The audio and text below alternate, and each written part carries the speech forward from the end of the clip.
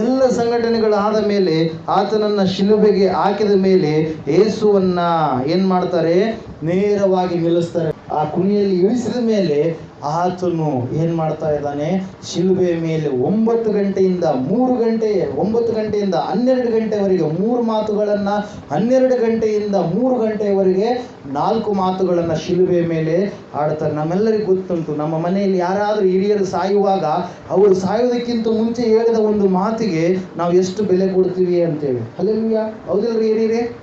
Hallelujah. ಏನಂತ ಹೇಳ್ತೀವಿ ಹೇಳ್ರಿ?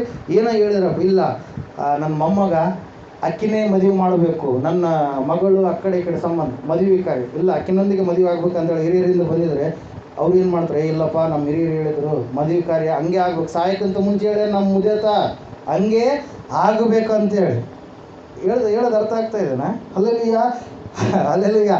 ಯಾವುದೇ ಕಾರ್ಯ ಆಗಿರ್ಬೋದು, ನಾವು ಇಷ್ಟು ಎಕರೆ ಹೊಲ ತೊಗೊಬೇಕು, ಸಾಯಕ್ಕಿಂತ ನಮ್ಮ ಮುದೇತ ಹೇಳೋಣ, ಇಲ್ಲ ಈ ಹೊಲ ಯಾರಿಗೆ ಬಿಟ್ಕೊಡ್ಬೇಡ ಅಂತೇಳಿ ನಾವು ಬಿಟ್ಕೊಡಲ್ಲ. ಹಲ್ಲೆಲೂಯಾ.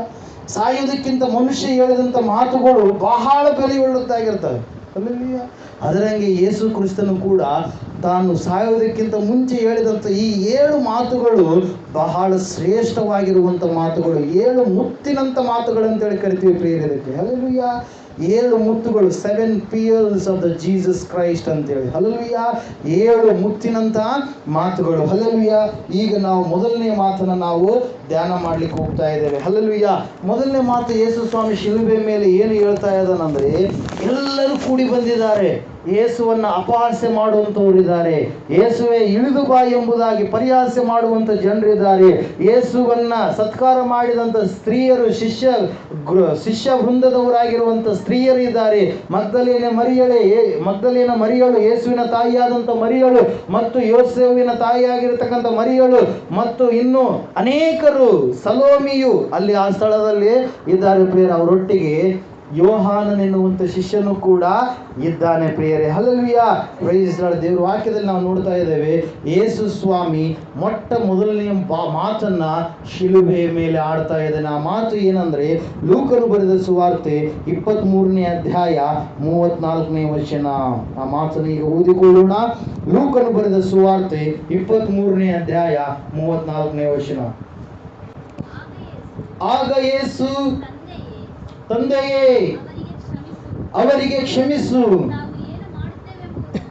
ತಾವು ಏನು ಮಾಡುತ್ತೇವೆಂಬುದನ್ನು ಅರಿಯರು ಅಂದನು. ಹಲ್ಲೆಲೂಯಾ. Praise lord. ಭಯಂಕರವಾಗಿರುವಂಥ ಕೊರಡೆ ಏಟುಗಳು, 39 ಕೊರಡೆ ಏಟುಗಳನ್ನು ಯೇಸು ಸ್ವಾಮಿ ಹೊಡೆದಿದ್ದಾರೆ ಪ್ರಿಯರೇ. ಹಲ್ಲೆಲೂಯಾ. ಅವು ಎಂತಹ ಕೊರಡೆಗಳು? ಬಾರ್ಕಲ್ ಅಲ್ರಿ, ಕಬ್ಬುಣದು ತಗಡು ಟೈಪ್ ಇರುತ್ತಲ್ಲ, ಆ ರೀತಿಯಾಗಿ ಹಿಂಗೆ ಎಳೆದ್ರೆ ಹಂಗೆ ಮಾಂಸದ ಒಳಗಡೆ ಹೋಗಿ ಚರ್ಮನೆ ಕಿತ್ಕೊಂಡ್ಬರ್ತಿತ್ತು. ಅಂತಹ 39 ಕೊರಡೆ ಏಟುಗಳನ್ನು ಯಾರಿಗೆ ಹೊಡೆದಿದ್ದಾರೆ? ಯೇಸು ಸ್ವಾಮಿಗೆ ಹೊಡೆದಿದ್ದಾರೆ ಪ್ರಿಯರೇ. ಹಲ್ಲೆಲೂಯಾ.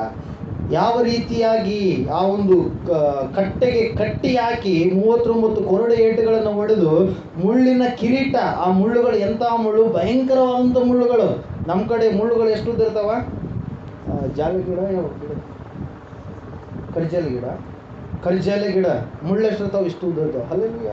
ಆ ಮುಳ್ಳುಗಳು ಎಷ್ಟು ಇದ್ದು ಅಂದರೆ ಸುಮಾರು 3ರಿಂದ 4 ಇಂಚು ಉದ್ದ ಇರ್ತಕ್ಕಂಥ ಒಂದು ಮುಳ್ಳುಗಳು ಪ್ರಿಯರೇ. ಆ ಮುಳ್ಳುಗಳು ಇಟ್ಟು, ಆ ಮುಳ್ಳು ಹಿಂಗ ಕಿರೀಟ ಇಟ್ಟು ಹಿಂಗೆ ಗುದ್ದಿದಾಗ ಇಲ್ಲಿಂದ ಕೂಡ ಏನಾಗ್ತಾ ಇದೆ, ರಕ್ತ ಎನ್ನುವಂಥದ್ದು ಸೋರ್ತಾ ಇದೆ ಪ್ರಿಯರೇ. ಆ ಒಂದು ಭಯಂಕರವಾದ ಪರಿಸ್ಥಿತಿಯ ಮಧ್ಯದಲ್ಲಿ ಆತನು ಬಿಡುಗಡೆ ಮಾಡಿದಂಥ ಮಾತು ಎಂತಹ ಮಾತಂದರೆ, ಆತನು ಮನುಷ್ಯರೊಟ್ಟಿಗೆ ಮಾತಾಡಲಿಲ್ಲ, ತಾನು ತನ್ನನ್ನು ಕಳುಹಿಸಿಕೊಟ್ಟಿರ್ತಕ್ಕಂಥ ತಂದೆಯೊಟ್ಟಿಗೆ ಏನು ಮಾಡ್ತಾ ಇದ್ದಾನೆ, ಮಾತಾಡ್ತಾ ಇದ್ದಾನೆ ಪ್ರಿಯರೇ. ಏನು ಮಾತಾಡ್ತಾ ಇದ್ದಾನಂದರೆ, ಶಿಲುಬೆಗೆ ಹಾಕಲ್ಪಟ್ಟಿರ್ತಕ್ಕಂಥ ಯೇಸು ಸ್ವಾಮಿ ಮುಂದೆ ಇರುವಂಥ ಎಲ್ಲ ಜನರ ಕ್ರೂರಿಗಳೇ, ಆತನನ್ನು ಶಿಲುಬೆಗೆ ಹಾಕ್ರೆ ಅಪಹಾಸ್ಯ ಮಾಡುವಂಥವ್ರೆ, ಅವರನ್ನು ನೋಡಿ ಏನಂತೇಳಿ ಅಂತ ಇದ್ದಾನಂದರೆ, ತಂದೆಯೇ ಅವರಿಗೆ ಕ್ಷಮಿಸು, ತಾವು ಏನು ಮಾಡ್ತಾ ಇದ್ದಾರೋ ಅವರಿಗೆ ಗೊತ್ತೇ ಇಲ್ಲ.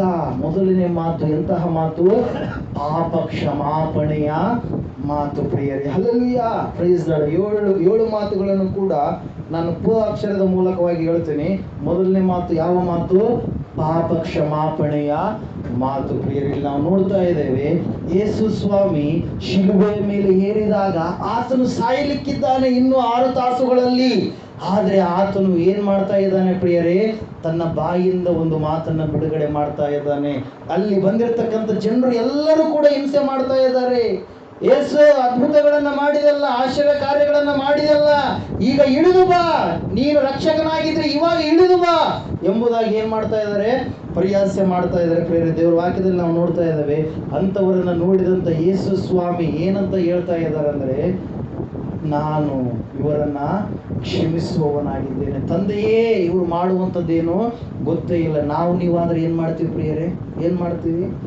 ಯಾರಾದ್ರೂ ನಮ್ಗೆ ಹೊಡೆದಾಗ, ಅವ್ರು ನಮ್ಮ ಕೈಗೆ ಸಿಕ್ಕಾಗ ಸಾಯಿರಿ ಅಂತೇಳಿ ಶಾಪ ಹಾಕ್ತೀವಿ ಹೊರತಾಗಿ ನಾವು ಪ್ರೀತಿಯನ್ನ ವ್ಯಕ್ತಪಡಿಸೋದಿಲ್ಲ, ಕ್ಷಮಾಪಣೆಯನ್ನ ವ್ಯಕ್ತಪಡಿಸುವುದಿಲ್ಲ. ಮೊಟ್ಟ ಮೊದಲನೇ ಮಾತು ತಂದೆಯೊಟ್ಟಿಗೆ ದೇವರು ಹೇಳ್ತಾ ಇದ್ದಾನೆ, ತಂದೆಯೇ ಇವರನ್ನ ಕ್ಷಮಿಸು ಅಂತೇಳಿ. ಯಾಕೆ ಹೇಳ್ತಾ ಇದ್ದಾನಂದ್ರೆ, ಯೇಸು ಸ್ವಾಮಿ ತಾನು ಜೀವಿಸಿದಂತ ಜೀವಿತದ ಕಾಲದಲ್ಲಿ ಆತನು ಹೇಳಿದಂತ ಮಾತು ಏನಂದ್ರೆ, ನಿಮ್ಮ ವೈರಿಗಳನ್ನ ಪ್ರೀತಿಸಿರಿ. ಒಂದು ಸಾರಿ ಓದ್ರಿ, ಮತ್ತಾಯನ ಬರೆದ ಸುವಾರ್ತೆ 5ನೇ ಅಧ್ಯಾಯ 39-44 ವಚನಗಳಲ್ಲಿ, ನಿಮ್ಮ ವೈರಿಗಳನ್ನ ಪ್ರೀತಿಸಿರಿ. ಒಂದು ವೇಳೆ ನಿಮಗೆ ಯಾರಾದರೂ ಬಲಗೆನ್ನೆಗೆ ಹೊಡೆದರೆ ಅವರಿಗೆ ಎಡಗನ್ನೆಯನ್ನು ಕೂಡ ನೀವು ತೋರಿಸಿರಿ ಎಂಬುದಾಗಿ. Hallelujah, praise the lord. ಈ ರೀತಿಯಾಗಿ ಆತನು ಹೇಳಿದ ಪ್ರಕಾರವಾಗಿ ಆತನಿಗೆ ಮುಂದೆ ಇರುವಂತವರೆಲ್ಲರೂ ಶತ್ರುಗಳಾಗಿ ಕಾಣ್ತಾ ಇದ್ದಾರೆ. ಭಯಂಕರವಾದಂತ ಪೀಡನೆಯ ಮಾತುಗಳನ್ನ ಅವರು ಆಡ್ತಾ ಇದ್ದಾರೆ, ಅಪಹಾಸ್ಯದ ಮಾತುಗಳನ್ನ ಅವರು ಆಡ್ತಾ ಇದ್ದಾರೆ. ಆದರೆ ಯೇಸು ಸ್ವಾಮಿ ಏನಂತ ಹೇಳ್ತಾ ಇದ್ದಾನೆ? ವೈರಿಗಳಾಗಿ ಕಂಡು ಬಂದಂತ ಅವರನ್ನ ನೋಡಿ, ತಂದೆಯೇ ಅವರನ್ನ ಕ್ಷಮಿಸು ಎಂಬುದಾಗಿ. Hallelujah, praise the lord. ನಮ್ಮ ದೇವರು ಎಂತ ದೇವರು ಅಂದ್ರೆ, God is always in control. ಒಂದು ಮಾತು ಹೇಳೇನಂದ್ರೆ ಆ ಮಾತನ್ನು ಮೀರೋದಿಲ್ಲ ಪ್ರಿಯರೇ. ಹಲ್ಲೆಲೂಯಾ, ಆತನು ಹೇಳಿದಂತ ಮಾತನ್ನ ಮೀರೋದಿಲ್ಲ. ಮಹಾತ್ಮ ಗಾಂಧೀಜಿಯವರು ತಾವು ಸಾಯುವಂತ ಸಂದರ್ಭದಲ್ಲಿ ನಾಥೋರಾಮ್ ಗೂಡ್ಸೆ ಎನ್ನುವಂತ ವ್ಯಕ್ತಿ ಗಾಂಧೀಜಿಯವರಿಗೆ ಶೂಟ್ ಮಾಡಿದಾಗ, ನಾನು ಆತನನ್ನ ಕ್ಷಮಿಸ್ತೇನೆ ಅಂತ ಹೇಳ್ತಾನೆ. ಅದರ ಸಲುವಾಗಿ ಮಹಾತ್ಮ ಎಂಬುದಾಗಿ ಬಿರುದು ಕೊಟ್ಟಿರುವಂತದ್ದು. Hallelujah, praise the lord. ಯಾಕೆ ಮಹಾತ್ಮ ಎನ್ನುವಂತ ಬಿರುದು ಬಂದಿರುವಂತದ್ದು? ಹಲ್ಲೆಲೂಯಾ. ನಾಥೋರಾಮ್ ಗೋಡ್ಸೆ ಆತನನ್ನ ಗುಂಡಿಟ್ಟು ಕೊಲ್ಲುವಂತ ಒಂದು ಸಂದರ್ಭ, ಗುಂಡು ಬಿದ್ದಾಗ ನಾನು ಅವನನ್ನ ಕ್ಷಮಿಸ್ತೇನೆ. ಆ ಒಂದು ತಾತ್ಪರ್ಯ, ಆ ಒಂದು ದೃಷ್ಟಾಂತವನ್ನ, ಆ ಒಂದು ನೆನಪು ಆತನು ಎಲ್ಲಿಂದ ಮಾಡಿಕೊಂಡಿರ್ಬೋದು? ಗಾಂಧೀಜಿ ಯೇಸು ಸ್ವಾಮಿಯಿಂದ ಪ್ರಿಯರೇ. ಹಲ್ಲೆಲೂಯಾ, ನಾನು ಅವರನ್ನ ಕ್ಷಮಿಸ್ತೇನೆ, ನಾನು ನಾಥೋರಾಮ್ ಗೋಡ್ಸೆಯನ್ನ ಕ್ಷಮಿಸ್ತೇನೆ ಎಂಬುದಾಗಿ ಗಾಂಧೀಜಿ ಹೇಳಿದಾಗ ಆತನನ್ನ ಮಹಾತ್ಮ ಎಂಬುದಾಗಿ ಈ ಲೋಕ ಕರೀತೆ. ಆದರೆ ಇವತ್ತು ಯೇಸು ಸ್ವಾಮಿ ಕಲ್ವಾರಿ ಶಿಲುಬೆಯಲ್ಲಿ ಎಲ್ಲರ ಪಾಪಗಳಿಗೋಸ್ಕರವಾಗಿ ಬಲಿಯಾದಾಗ ಮೊಟ್ಟ ಮೊದಲನೇದಾಗಿ ಆತನು, ತಂದೆಯೇ ಇವರು ಏನ್ ಮಾಡ್ತಾ ಇದ್ರು ಇವರಿಗೆ ಗೊತ್ತಿಲ್ಲ ಎಂಬುದಾಗಿ ಹೇಳಿದಾಗ ಅವರನ್ನ ಕ್ಷಮಿಸು, ಇವರ ಪಾಪದ ಫಲಿತವಾಗಿ ನನ್ನನ್ನ ಯಜ್ಞದ ಕುರಿಯಾಗಿ ನನ್ನನ್ನ ಏನ್ ಮಾಡ್ತಾ ಇದ್ದಾರೆ? ಬಲಿ ಕೊಡ್ತಾ ಇದ್ದಾರೆ. ಇದು ಅವರಿಗೆ ಗೊತ್ತಾಗ್ತಾ ಇಲ್ಲ.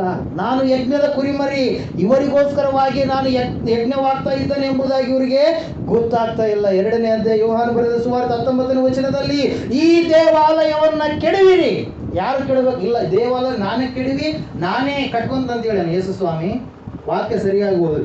ಈ ದೇವಾಲಯವನ್ನ ನೀವು ಕೆಡವಿರಿ, 3ನೇ ದಿನದಲ್ಲಿ ಪುನಃ 3 ದಿನಗಳೊಳಗೆ ನಾನು ಏನ್ ಮಾಡ್ತೀನಿ? ಅದನ್ನ ಕಟ್ಟುತ್ತೇನೆ. ಹಲ್ಲೆಲೂಯಾ. ದೇವಾಲಯವನ್ನ ಅವ್ರು ಏನ್ ಮಾಡ್ತಾ ಇದ್ದಾರೆ? ಈಗ ಕೆಡವುತ್ತಾ ಇದ್ದಾರೆ. ನಿಜವಾದ ದೇವಾಲಯ, ಪರಲೋಕದ ದೇವಾಲಯ ಯಾರು? ಯೇಸು ಸ್ವಾಮಿ ಆಗಿದ್ದಾನೆ ಪ್ರಿಯರೇ. ಹಲ್ಲೆಲೂಯಾ. 2:19 ಓದ್ರಿ ಒಂದ್ಸಾರಿ. ಈ ದೇವಾಲಯವನ್ನು ಕೆಡವಿರಿ, ನಾನು 3 ದಿನದಲ್ಲಿ ಅದನ್ನ ಎಬ್ಬಿಸುವೆನೆಂಬುದಾಗಿ. ಅವರು ದೇವಾಲಯವನ್ನ ಕೆಡುತ್ತಾ ಇದ್ದಾರೆ, ಆದ್ರೆ ಅವ್ರಿಗೆ ಏನಾಗ್ತಾ ಇಲ್ಲ?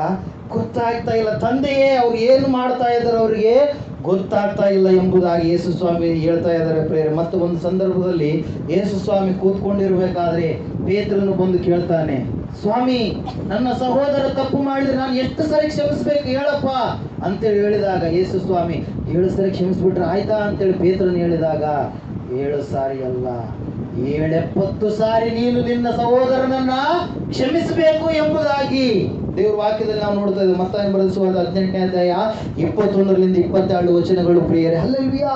ಕ್ಷಮಾಪಣೆ ಎನ್ನುವಂಥದ್ದು ಬಹಳ ಮುಖ್ಯ. ಯಾವುದೇ ವ್ಯಕ್ತಿ ದೇವರ ಕ್ಷಮಾಪಣೆಯನ್ನು ಹೊಂದಿಕೊಳ್ಳಲಾರದೆ ಆತನು ಮೋಕ್ಷವನ್ನ ಪಡೆದುಕೊಳ್ಳುವುದಕ್ಕೆ ಸಾಧ್ಯವಿಲ್ಲ ಪ್ರಿಯರೇ. ರಕ್ಷಣೆಯಲ್ಲಿ ಮೊದಲನೇದಾಗಿ ಕ್ಷಮಾಪಣೆ ಪ್ರಿಯರೇ. ಹಲ್ಲೆಲೂಯಾ.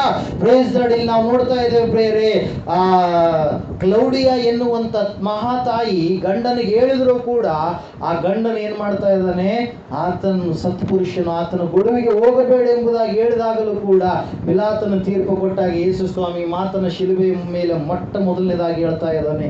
ಅದು ಎಂತಹ ಮಾತು? ಪಾಪ ಕ್ಷಮಾಪಣೆಯ ಮಾತು. ಹಲ್ಲೆಲೂಯಾ. ಎಲ್ಲಾ ಜನರಿಗೂ ಪಾಪ ಕ್ಷಮಾಪಣೆ ಎನ್ನುವಂಥದ್ದು ಬೇಕು. ಪಾಪಗಳು ಕ್ಷಮಿಸಲ್ಪಡಲಾರದೆ ಹೋದರೆ ಯಾವ ಮನುಷ್ಯನು ಕೂಡ ಮುಕ್ತಿ ಮೋಕ್ಷ ಮಾರ್ಗಲೋಕಕ್ಕೆ ಹೋಗೋದಕ್ಕೆ ಸಾಧ್ಯವಿಲ್ಲ ಪ್ರಿಯರೇ. ಆ ಒಂದು ಮಾತನ್ನು ಯೇಸು ಸ್ವಾಮಿ ಏನ್ ಮಾಡ್ತಾ ಇದ್ದಾರೆ, ಹೇಳ್ತಾ ಇದ್ದಾರೆ ಪ್ರಿಯರೇ. ನಾವು ನೋಡ್ತಾ ಇದ್ದೇವೆ, ಯೇಸು ಸ್ವಾಮಿಯ ಜೀವಿತದಲ್ಲಿ ಯಾರು ಕೂಡ ತಪ್ಪು ಹೊರಿಸೋದಕ್ಕೆ ಆಗ್ಲಿಲ್ಲ ಅಂತ. ಯಾರು ಕೂಡ ಆತನಲ್ಲಿ ಒಂದು ತಪ್ಪನ್ನು ಕೂಡ ಕಂಡು ಹಿಡಿಯಲಿಕ್ಕೆ ಆಗಲಿಲ್ಲ ಅಂತ ಇಲ್ಲಿ ನಾವು ನೋಡ್ತಾ ಇದ್ದೇವೆ.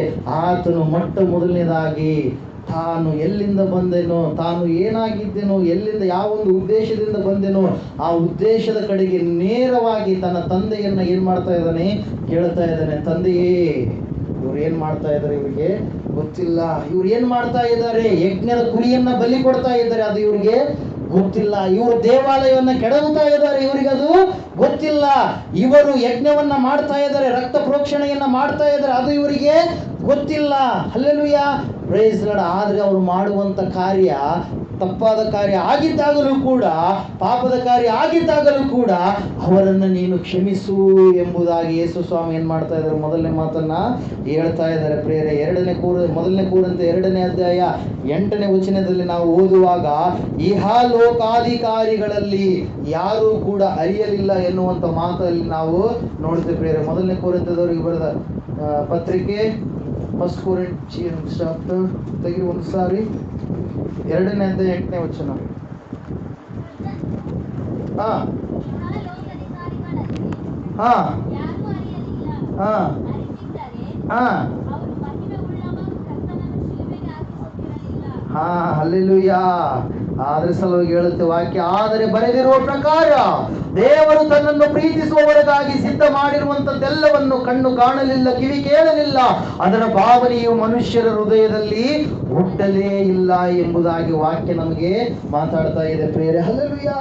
ಯೇಸು ಸ್ವಾಮಿ ಇದನ್ನು ಇಹಲೋಕಾಧಿಕಾರಿಗಳಲ್ಲಿ ಯಾರೂ ಕೂಡ ಅರಿಯಲೇ ಇಲ್ಲ, ಆತನನ್ನು ಅರಿಯಲಿಲ್ಲ. ಹಲ್ಲೆಲೂಯಾ. Praise lord. ಇಲ್ಲಿ ನಾವು ನೋಡ್ತಾ ಇದ್ದೇವೆ, ಮೊಟ್ಟ ಮೊದಲನೇ ಮಾತು ಎಂತಹ ಮಾತು? ಪಾಪ ಕ್ಷಮಾಪಣೆಯ ಮಾತು. ಯಾರು ರಕ್ಷಣೆ ಮಾರ್ಗಕ್ಕೆ ಬರ್ಬೇಕಂತೇಳಿ ಅನ್ಕೊಂತಾರೋ ಅವರಿಗೆ ಏನು ಬೇಕು? ಮೊದಲನೇದಾಗಿ ದೇವರ ಕ್ಷಮಾಪಣೆ ಬೇಕು. ಹಲ್ಲೆಲೂಯಾ. Praise lord. ಆ ಒಂದು ಸಂದರ್ಭದಲ್ಲಿ ಯೇಸು ಮುಂದಿರುವಂತವರನ್ನ ನೋಡಿ ಏನ್ ಮಾಡ್ತಾ ಇದ್ದಾನೆ? ಕ್ಷಮಿಸು ಎಂಬುದಾಗಿ ದೇವರಲ್ಲಿ ಬೇಡಿಕೊಳ್ತಾ ಇದ್ದಾನೆ ಪ್ರಿಯರೇ.